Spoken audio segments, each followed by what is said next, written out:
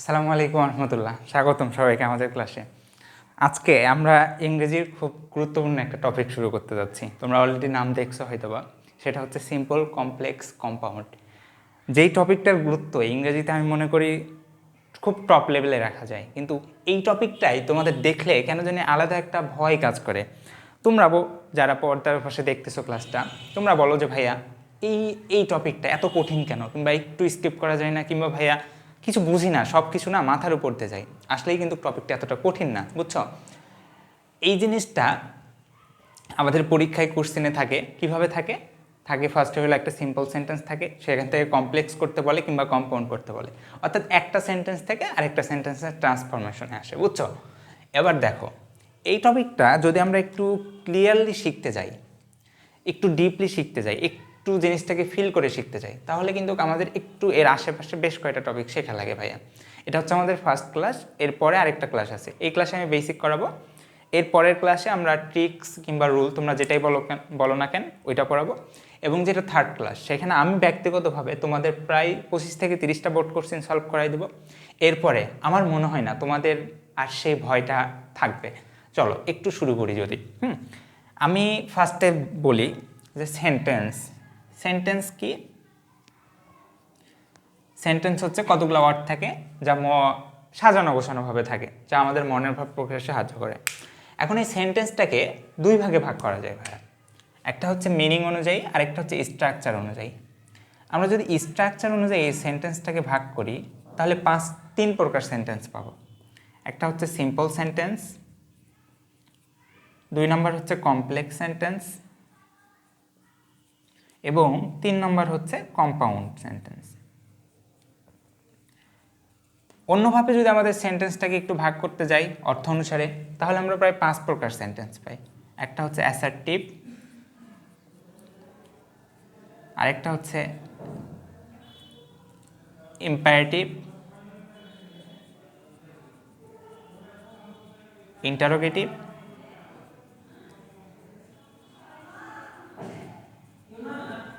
Optative এবং exclamatory. হ্যাঁ, optative, 5 হলো এক্সক্লামেটরি।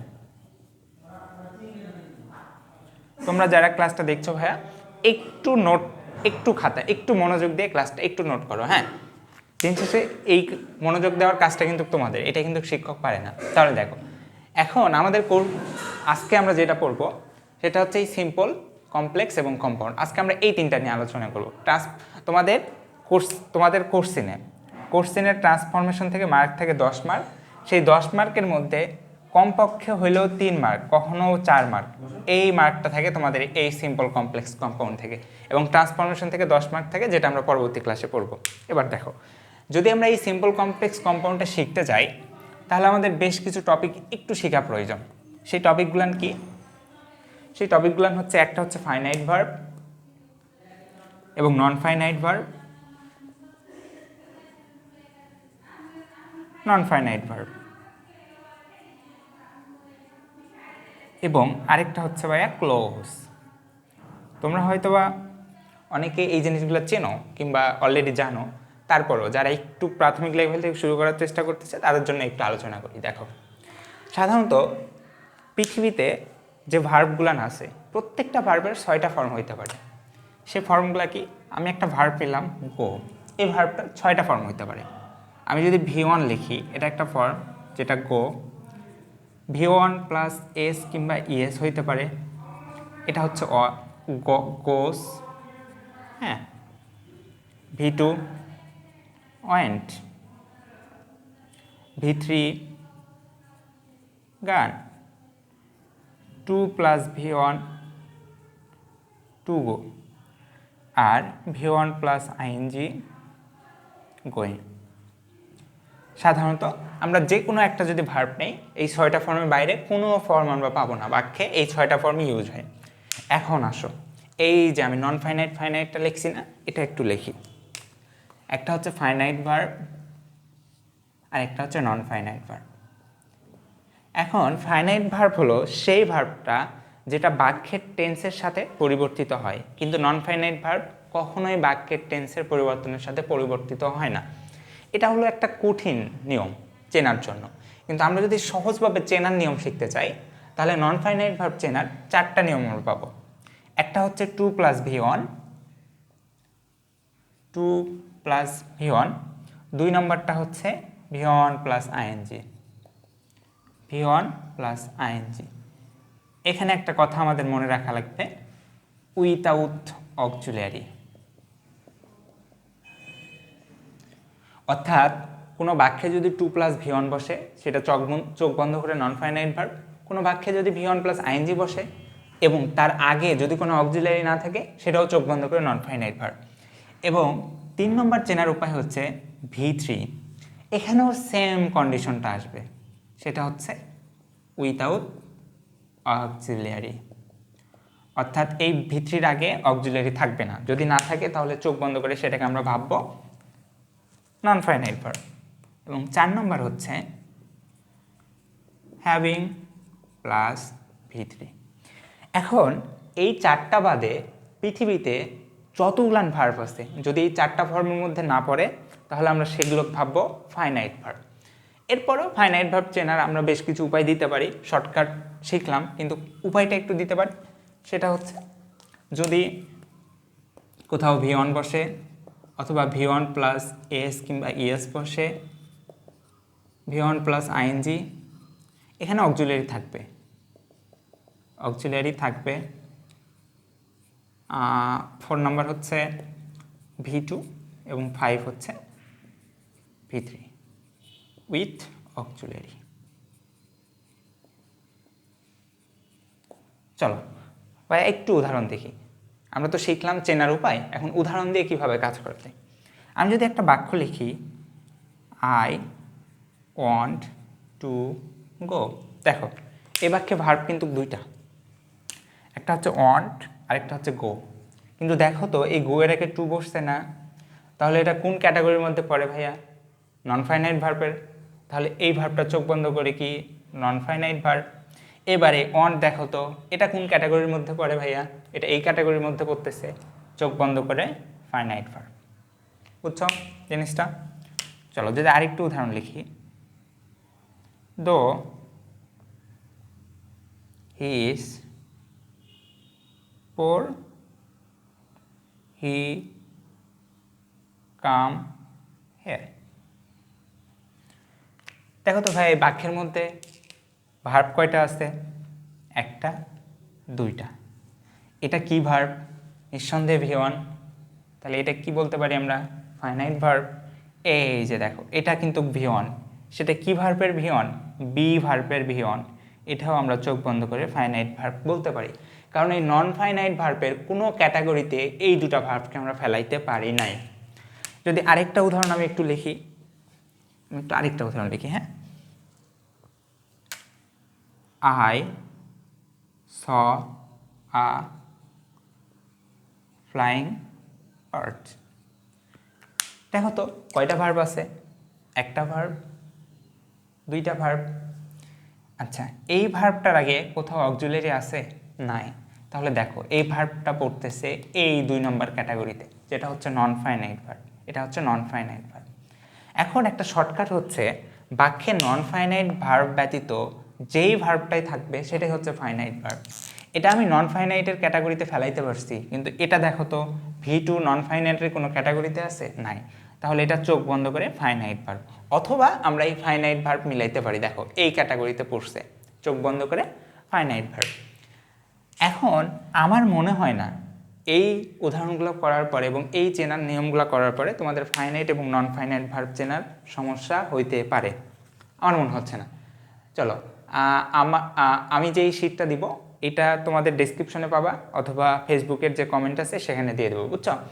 এখানে তোমরা বিস্তারিত আছে, বিস্তারিত বলতে আমি যা পড়াচ্ছি সবগুলাই ওখানে আছে, তোমরা নোট করবা, সাথে এটা পরে একটু ডাউনলোড করে নেবা। দেখো এখানে আছে finite verb, non finite verb.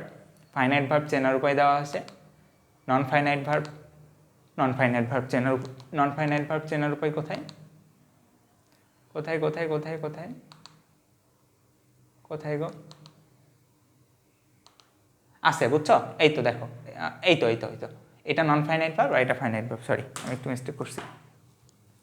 এখন আমি একটু আগে একটা কথা বলছিলাম ভাইয়া, তুমি যদি গ্রামার বইয়ে যাও তাহলে পাবা ফাইনাইট ভার্ব টেন্স অনুযায়ী পরিবর্তিত হচ্ছে, নন ফাইনাইট ভার্ব টেন্স অনুযায়ী পরিবর্তিত হচ্ছে না। এই কথাটা কি ভাইয়া, একটু দেখো তো। আমি যদি একটা ভার্ব নেই গো, দেখো তো, আমি বললাম I go to market for buying a pen. এখানে একটু ঠান্ডা মাথায় দেখো তো, একটা ভার্ব, দুইটা ভার্ব, কিন্তু এই ভার্বটার আগে কোনো অক্সিলারি নাই। এটা হচ্ছে নন ফাইনাইট ভার্ব, এটা হচ্ছে ফাইনাইট ভার্ব। এখন এটা কোন টেন্সে আছে? এটা হচ্ছে প্রেজেন্ট টেন্সে আছে, কারণ আই গো। এখন এই প্রেজেন্ট টেন্সটা যদি আমরা পাস্ট করে দেই, আমি যাই, সেখান থেকে করে দেবো আমি গিয়েছিলাম, I went to market for buying a pen. এবার আমাকে বলো তো ভাইয়া, দেখছো ফাইনাইট ভার্ব চেঞ্জ হয়ে গেছে, এখানে ভি2 হয়ে গেছে, কিন্তু নন ফাইনাইট ভার্বের কোনো চেঞ্জ হয়েছে? নন ফাইনাইট ভার্বের কোনো চেঞ্জ হয় নাই। এটাকেই বলে নন ফাইনাইট ভার্ব টেন্স অনুযায়ী পরিবর্তিত হয় না এবং ফাইনাইট ভার্ব টেন্স অনুযায়ী পরিবর্তিত হয়। আশা করি একেবারেই ক্লিয়ার তোমাদের কাছে। আমি মিশাই দিই, হ্যাঁ। এবার সেকেন্ড আমরা একটা জিনিস শিখবো, চমৎকার জিনিস, সেটা হচ্ছে ক্লোজ। ক্লোজ লিখি, ক্লোজ। দেখো ক্লোজের বেশ কয়টা বৈশিষ্ট্য আছে। ক্লোজ কি, বৈশিষ্ট্যগুলো লিখি, তারপরে তোমরা বুঝবা। 1 নম্বর বৈশিষ্ট্য হচ্ছে এটা group of words. Group of words অর্থাৎ একটা ওয়ার্ড কখনো ক্লোজ হয় না। আমি যদি বলি sky, that is one word, কিন্তু এটা কখনো ক্লোজ হবে না, কারণ এটা গ্রুপ অফ ওয়ার্ডস না। 2 নম্বর শব্দটা হচ্ছে এর মধ্যে একটা ফাইনাইট ভার্ব থাকবে অ্যান্ড একটা সাবজেক্ট থাকবে। এবং 3 নম্বর একটা শর্ত, যেটা কখনো কাজে লাগে কখনো কাজে লাগে না, সেটা হচ্ছে সাবঅর্ডিনেট অথবা কোঅর্ডিনেট ক্লোজ কনজাংশন। কনজাংশন থাকতেও পারে, নাও পারে। আচ্ছা ভাইয়া, সাবঅর্ডিনেট এবং কোঅর্ডিনেট কনজাংশন কি, আমরা একটু পরে আসতেছি। আপাতত মনে রাখো though, till, until, less, if, since, because, while এবং যতগুলো ডাব্লিউএস কোশ্চেন আছে, বাট, অ্যান্ড, অর, এই সবগুলোই হচ্ছে সাবঅর্ডিনেট এবং কোঅর্ডিনেট কনজাংশন। আমরা একটু পরে বিস্তারিত আলোচনা আসতেছে, হ্যাঁ। তাহলে চলো মিলাই, আমরা মিলাই। উদাহরণ দিই, ইন দ্য স্কাই। এখন একটু ভাবো তো, এটা কি ক্লোজ হবে? একটু ঠান্ডা মাথায় তোমরা ভাবো। দেখো condition number 1, group of words মিলছে, গ্রুপ অফ ওয়ার্ডস, হ্যাঁ 3টা ওয়ার্ডস আছে। নাম্বার 2, একটা ফাইনাইট ভার্ব এবং একটা সাবজেক্ট থাকতে বলছে। এটার মধ্যে কোনো সাবজেক্ট কিংবা ফাইনাইট ভার্ব আছে? নাই। তাহলে এটা ক্লোজ হবে? কখনোই না, এটা নেভার এভার ক্লোজ হবে না। চলো আরেকটা উদাহরণ দিই। আমি বললাম আই ইট রাইস।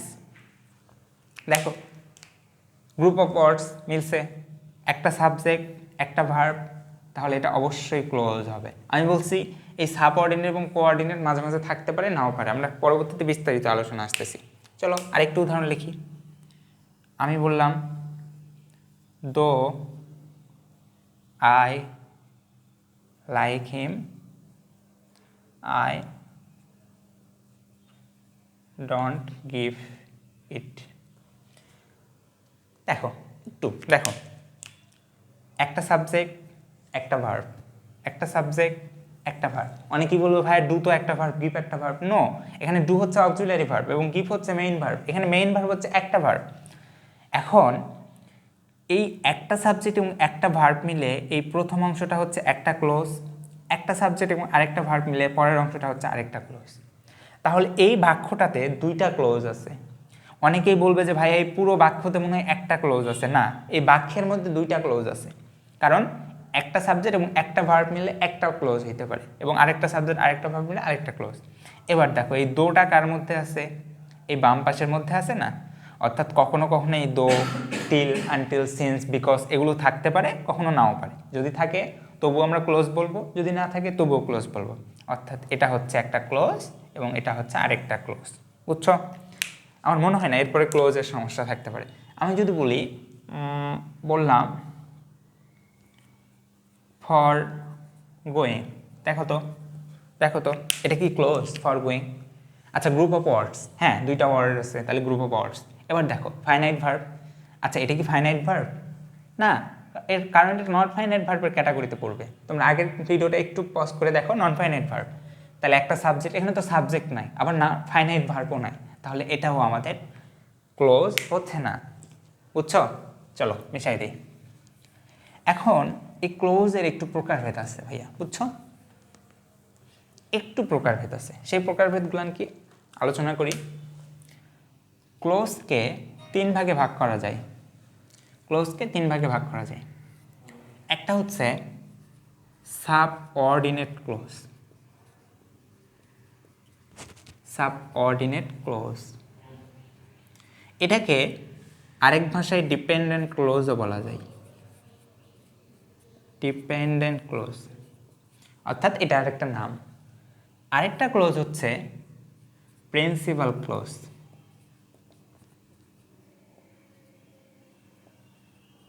এবং এর আরেকটা নাম হচ্ছে ইন্ডিপেন্ডেন্ট ক্লোজ।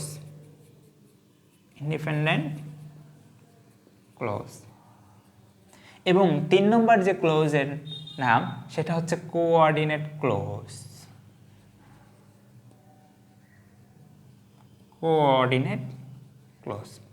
আমরা ফার্স্টে এই সাবঅর্ডিনেট ক্লোজটা শিখবো বা ডিপেন্ডেন্ট ক্লোজটা শিখবো, তারপরে একে একে আমরা এগুলোতে আসতেছি। হ্যাঁ চলো শিখি, আমি মিশাই দিলাম, তোমরা একটু নোট করো কি লিখবো। তাহলে ফার্স্টে আমরা কি শিখবো? সাবঅর্ডিনেট ক্লোজ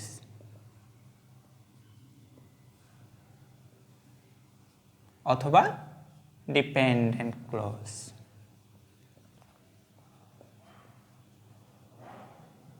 দেখো ভাইয়া কিভাবে চিনবো কোনটা সাবঅর্ডিনেট ক্লোজ বা ডিপেন্ডেন্ট ক্লোজ? চিনবো কিভাবে বলি, শর্ত বলি।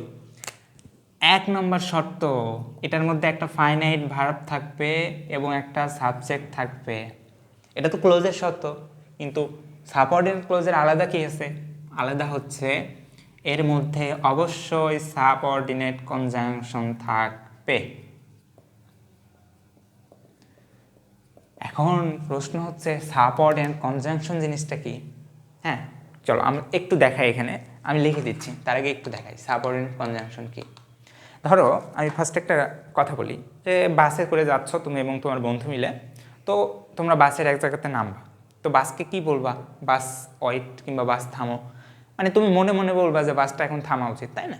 এই একটা ওয়ার্ড একটু যদি তোমরা মনে রাখো, দেখো তো আমি বললাম ওয়েট বাস, এই দুইটা ওয়ার্ডস দিয়ে তোমরা ইংরেজির মধ্যে যত সাবঅর্ডিনেট কনজাংশন আছে সব মাথায় রাখতে পারো। দেখো এখানে একটু দেখছো সাবঅর্ডিনেট কনজাংশনগুলো হলো ওয়েট বাস, ডাব্লু থেকে হচ্ছে সকল ডাব্লু ইজ কোশ্চেন, এবং while, whenever, whereas, wherever etcetera.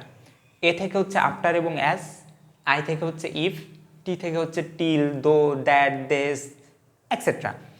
B থেকে হচ্ছে বিকজ এবং বিফর, এবং এই যে লাস্টের ইউ থেকে হচ্ছে আনলেস বা আনটিল, এবং লাস্টের এস আছে না, এই এস থেকে হচ্ছে সিন্স কিংবা সো দ্যাট। এই দাগটা পড়ে নাই, তোমরা একটু ঠিক করে নিও। হ্যাঁ, এস থেকে হচ্ছে সিন্স বা সো দ্যাট, এই সবগুলোকে বলা হয় ভাইয়া সাবঅর্ডিনেট কনজাংশন। এইগুলার মধ্যে যে কোনো একটা যদি কোনো বাক্যে থাকে, সাথে ফাইনাইট ভার্ব এবং সাবজেক্ট থাকে, চোখ বন্ধ করে সেটাকে ভাববা ডিপেন্ডেন্ট ক্লোজ। উদাহরণ লিখি, I woke up in the morning। দেখো তো একটা সাবজেক্ট একটা ভার্ব, ঠিক আছে, কিন্তু এর মধ্যে কোনো ডিপেন্ডেন্ট ক্লোজ আছে? তাহলে চোখ বন্ধ করে ভাববা এটা ডিপেন্ডেন্ট ক্লোজ না। চলো আরেকটা উদাহরণ লিখি, since I was ill I could not come. দেখো দেখো, একটা সাবজেক্ট একটা ভার্ব, একটা সাবজেক্ট আরেকটা ভার্ব, তাহলে এই বামের অংশটুকু মিলে একটা ক্লোজ হচ্ছে এবং ডানের অংশটুকু মিলে আরেকটা ক্লোজ হচ্ছে হচ্ছে। এবার বামের অংশের সাথে সিন্স আছে, তাহলে এটা হচ্ছে সাবঅর্ডিনেট ক্লোজ, কারণ সিন্সটা হচ্ছে এই যে সাবঅর্ডিনেট কনজাংশন। কিন্তু এই ডানের অংশের সাথে কোনো সাবঅর্ডিনেট কনজাংশন নাই, তাহলে এই ডানের অংশটা সাবঅর্ডিনেট ক্লোজ হবে না। বুঝছ? আর উদাহরণ দেবো কি আমি, I did not come because I was ill. দেখো, একটা ভার্ব, একটা সাবজেক্ট একটা ভার্ব, তাহলে এটা হচ্ছে একটা ক্লোজ, এটা হচ্ছে আরেকটা ক্লোজ। এখন দেখো, বিকজ আই ওয়াজ ইল, এই অংশের সাথে বিকজ আছে, অর্থাৎ এটা হচ্ছে সাবঅর্ডিনেট ক্লোজ। আর এই ক্লোজটা পরে আসতেছি আমরা, এটা সাবঅর্ডিনেট ক্লোজ না। সাবঅর্ডিনেট ক্লোজের আরেকটা নিয়ম আছে, সেটা হচ্ছে এই সাবঅর্ডিনেট ক্লোজ কখনো স্বাধীন মিনিং প্রকাশ করবে না। কি করবে না? স্বাধীনভাবে মিনিং প্রকাশ করবে না। দেখো তো, সিন্স আই ওয়াজ ইল, যেহেতু আমি অসুস্থ ছিলাম, বলে থেমে যাও। আমি যেহেতু অসুস্থ ছিলাম, এরপরে আমি কি করছি? আমি কি খাই নাই, কোথাও ঘুমাইছিলাম, গিয়েছিলাম, কিছু বলতেছে না, অর্থাৎ এটা স্বাধীন মিনিং প্রকাশ করতেছে না। সেমভাবে বিকজ আই ওয়াজ ইল, কারণ আমি অসুস্থ ছিলাম, অসুস্থ থাকার কারণে আমি কি করছি? কিছু বলছি? বলি নাই, অর্থাৎ এইটাও সাবঅর্ডিনেট ক্লোজ, স্বাধীন মিনিং প্রকাশ করতেছে না। বুঝছো? আশা করি কমপ্লিটলি তোমরা বুঝছো। এবার আসবো প্রিন্সিপাল ক্লোজ। এই জিনিসগুলো তোমরা হয়তো বা জানো, বলবা যে ভাইয়া কি পড়াচ্ছে। আসলে তোমরা জানো, অনেকেই জানো, তোমরা যারা ক্লাসটা করতেছো অনেকেই অলরেডি জানো, কিন্তু যারা জানে না তাদেরকে একটু জানানোর জন্য, তাদেরও তো শেখার একটা অধিকার আছে। এই জিনিসটা থেকে আমি ক্লাস একলান করতেছি। তোমরা যারা জানো একটু স্কিপ করতে পারো। হ্যাঁ, আমাদের মেইন ক্লাসটা শুরু হবে একেবারে 2 নম্বর ক্লাস, যেখানে আমি রুল করাবো, এবং 3 নম্বরে আমি বোর্ড কোশ্চেন সলভ করাবো। চলো লিখি, প্রিন্সিপাল ক্লোজ। চ এটা সত্য সেমভাবে আগের মতোই। 1 নম্বরে হচ্ছে একটা ফাইনাইট ভার্ব থাকবে এবং একটা সাবজেক্ট থাকবে। 2 নম্বর হচ্ছে এর মধ্যে কোনো সাবঅর্ডিনেট কনজাংশন থাকবে না। আমি সংক্ষেপে লিখি, হ্যাঁ, সাবঅর্ডিনেট কনজাংশন নো। এবং 3 নম্বর একটা মনে রাখতে পারো, এটা সবসময় স্বাধীন অর্থ প্রকাশ করবে। চলো একটু শিখি।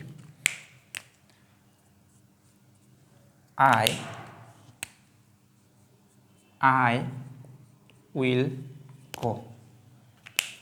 দেখো, সাবজেক্ট ভার্ব, আমি যাব, তাহলে এটা ক্লোজ, যেহেতু কোনো সাবঅর্ডিনেট কনজাংশন নাই, তাহলে এটা প্রিন্সিপাল ক্লোজ। দেখো, আই উইল গো, আমি যাব, স্বাধীনতা প্রকাশ করছে, অর্থাৎ আমি যাব। যদি আরেকটা লিখি, I will buy a pen, সেমভাবে এটাও একটা সাবজেক্ট একটা ভার্ব, স্বাধীনতা প্রকাশ করছে, এটাকেও বলা যায় প্রিন্সিপাল ক্লোজ। আমি যদি আরেকটা লিখি, ধরো যে আমি লিখলাম as you are my friend I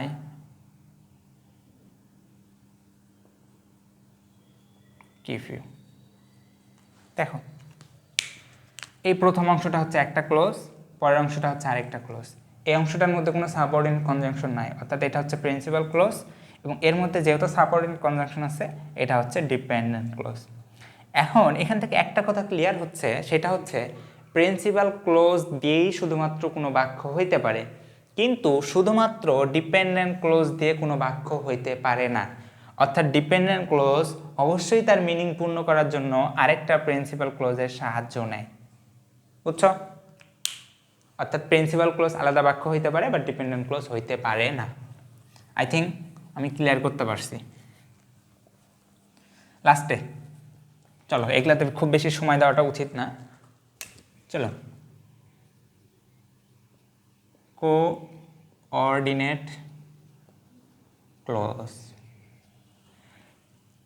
যদি দুইটা, ভালো করে একটু মনে রাখো, যদি দুইটা প্রিন্সিপাল ক্লোজ কোথাও থাকে এবং সাথে অ্যান্ড, অর অথবা বাট ইটিসি থাকে, এই অ্যান্ড অর বাটকে বলা হয় কোঅর্ডিনেট কনজাংশন। কি বলা হয় ভাইয়া? Coordinate conjunction. দেখো এখানে আছে, এই তো এই কটা ওয়ার্ডকে বলা হয় কোঅর্ডিনেট কনজাংশন। ফ্যান্স বয় দিয়ে তোমরা মনে রাখতে পারো। এর থেকে সবচেয়ে গুরুত্বপূর্ণ হচ্ছে অ্যান্ড, বাট এবং অর, এই তিনটা গুরুত্বপূর্ণ।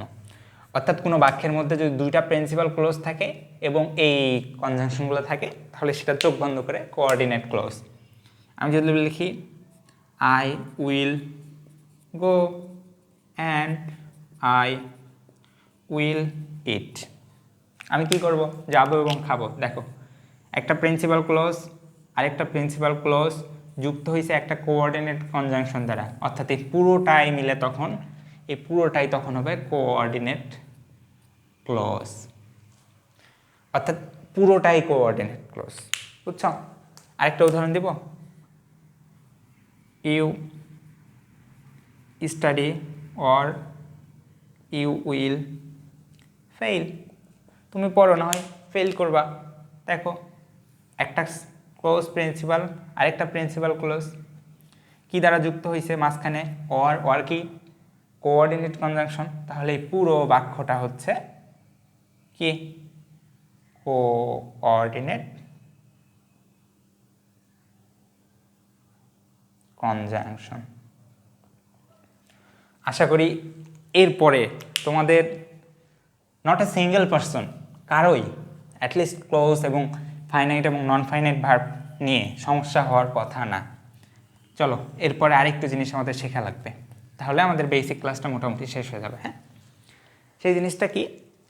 সেটা হচ্ছে সিম্পল সেন্টেন্স কাকে বলে। যদি সিম্পল সেন্টেন্সটাই আমরা চিনতে না পারি, তুমি যদি চিনতে না পারো, তুমি যদি রুল মুখস্থ করো তুমি পারবা, বাট একটা জিনিস ফিল করার একটু মজা আছে না? মানে আমি যদি সিম্পল সেন্টেন্সই চিনতে না পারি, তাহলে কি সিম্পল থেকে কমপ্লেক্স করে দিলাম, জিনিসটা বুঝলাম না, হইলো? পড়াশোনার উদ্দেশ্য সফল হইল না। সিম্পল সেন্টেন্স হচ্ছে, সহজ কথায় মনে রাখো, একটা প্রিন্সিপাল ক্লোজ।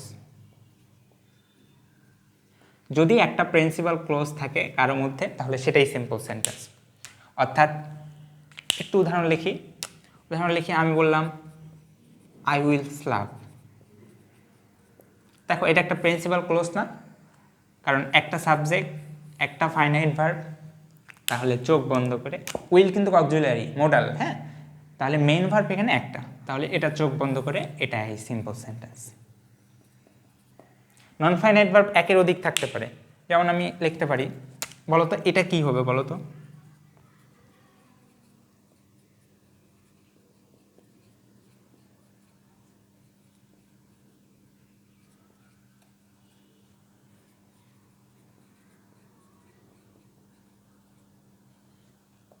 দেখো একটা ভার্ব, দুইটা ভার্ব, তিনটা ভার্ব, চারটা ভার্ব, মাই গড, এতগুলান ভার্ব কই থেকে আসলো?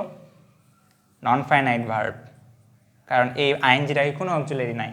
নন ফাইনাইট ভার্ব কারণ 2 + V1, নন ফাইনাইট ভার্ব কারণ 2 + V1, কিন্তু একটা সাবজেক্ট এবং একটা ফাইনাইট ভার্ব আছে, সুতরাং এটাও হচ্ছে সিম্পল সেন্টেন্স কিংবা প্রিন্সিপাল ক্লোজ, তোমরা যেটাই বলো না কেন। অর্থাৎ একটা সেন্টেন্সের মধ্যে যতগুলান খুশি নন ফাইনাইট ভার্ব থাকুক কোনো সমস্যা নেই, যদি একটা মাত্র সাবজেক্ট এবং একটা মাত্র ভার্ব থাকে, নিঃসন্দেহে চোখ বন্ধ করে সিম্পল সেন্টেন্স কিংবা প্রিন্সিপাল ক্লোজ। বুঝছো? চলো আরেকটু লিখি, কমপ্লেক্স। কমপ্লেক্স মিনিং কি? যেটা কিছু জটিল, তাই না? কিন্তু কমপ্লেক্স সেন্টেন্স মোটেও জটিল না, জানো? কারণ এর শব্দটা খুবই চমৎকার। একটা প্রিন্সিপাল ক্লোজ থাকবে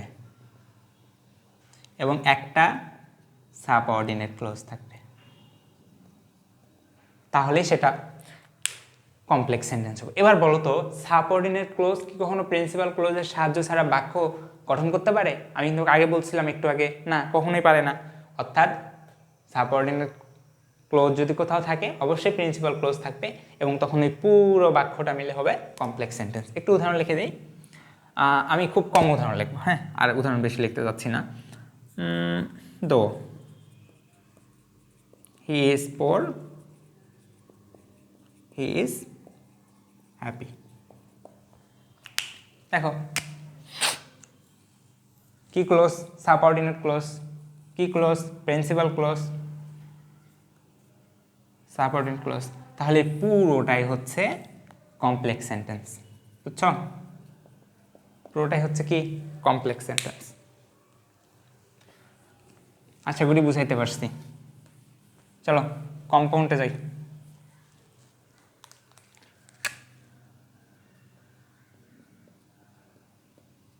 কম্পাউন্ড মনে রাখবা, যাহাই কোঅর্ডিনেট ক্লোজ, কোঅর্ডিনেট ক্লোজ থাকবে একটি। যাহাই কোঅর্ডিনেট ক্লোজ তাহাই কম্পাউন্ড সেন্টেন্স, বুঝছো? তাহলে আমাকে একটু বলো, কোঅর্ডিনেট ক্লোজের জন্য কয়টা প্রিন্সিপাল ক্লোজের দরকার হয়? দুইটা। একটা প্রিন্সিপাল ক্লোজে একটা সাবজেক্ট, তাহলে দুইটা প্রিন্সিপাল ক্লোজে দুইটা সাবজেক্ট। একটা প্রিন্সিপাল ক্লোজে একটা ভার্ব, দুইটা প্রিন্সিপাল ক্লোজে দুইটা ফাইনাইট ভার্ব। তাহলে একটা কোঅর্ডিনেট ক্লোজে কয়টা সাবজেক্ট কয়টা ভার্ব থাকতেছে? দুইটা সাবজেক্ট দুইটা ভার্ব, সাথে থাকবে কোঅর্ডিনেট কনজাংশন, তাই না? সেমভাবে যেহেতু যাহাই কোঅর্ডিনেট ক্লোজ তাহাই কম্পাউন্ড সেন্টেন্স, তাহলে সেমভাবে কম্পাউন্ড সেন্টেন্সের মধ্যেও দুইটা সাবজেক্ট দুইটা ফাইনাইট ভার্ব এবং একটা কোঅর্ডিনেট কনজাংশন থাকবে। আমার মনে হয় না এরপরে তোমাদের বোঝার আর সমস্যা থাকতে পারে। তাও একটা উদাহরণ আমি লিখে দিই, চলো। হি is happy and he will go. দেখো সাবজেক্ট ভার্ব একটা প্রিন্সিপাল ক্লোজ আরেকটা প্রিন্সিপাল ক্লোজ, তাহলে এই পুরোটাই কি হচ্ছে? যেহেতু একটা কোঅর্ডিনেট কনজাংশন আছে, এই পুরোটাই হচ্ছে একটা কোঅর্ডিনেট ক্লোজ হচ্ছে। যাহাই কোঅর্ডিনেট ক্লোজ তাহাই কম্পাউন্ড সেন্টেন্স, তাহলে এটা হচ্ছে কম্পাউন্ড সেন্টেন্স, বুঝছো? আজকের বেসিক ক্লাসটা এই পর্যন্ত শেষ ভাইয়া। আমরা নেক্সট ক্লাসে কি করব? আমরা একটু রুল গুলান পড়ব, বেশি না, আমি তোমাদের অলমোস্ট 10 থেকে 12টার মতো ট্রিক্স কিংবা রুল পড়াবো। দেখো ইংরেজি না, অনেক স্যার তোমাকে শুধু রুল মুখস্থ করাবে, আবার অনেক স্যার আছে তোমাকে বলবে যে ইংরেজিতে কোনো রুল লাগে না, কে বলেছে, শুধু একটু বুঝে পড়বা তাহলে সব কিছু হয়ে যাবে। দিন শেষে এই দুইটাই তোমাকে ভুল বোঝাচ্ছে। কারণ ইংলিশটা কিছু রুল, কিছু ট্রিক্স এবং কিছু জিনিস একটু মুখস্থ, কিছু জিনিস বুঝার, এই সব কিছুর সমন্বয়ে জিনিসটা তৈরি। এই জন্য আমরা বেশ কিছু রুল পড়ব এবং সেখান থেকে আমরা প্র্যাকটিস করব। তখন দেখবা তোমরা যদি একটু ঠান্ডা মাথায় জিনিসগুলো পড়ো, প্রত্যেকটা জিনিস তোমাদের কাছে ইজি হয়ে যাবে ভাইয়া। তাহলে পরবর্তী ক্লাস দেখার স্বাগতম জানিয়ে তোমাদের আজকের এই ক্লাস এখানেই শেষ করলাম। সবাই ভালো থাকবা, সবার সুস্বাস্থ্য এবং দীর্ঘায়ু কামনা করে আজকের ক্লাসটা এখানেই শেষ করছি। আসসালামু আলাইকুম ওয়া রাহমাতুল্লাহ।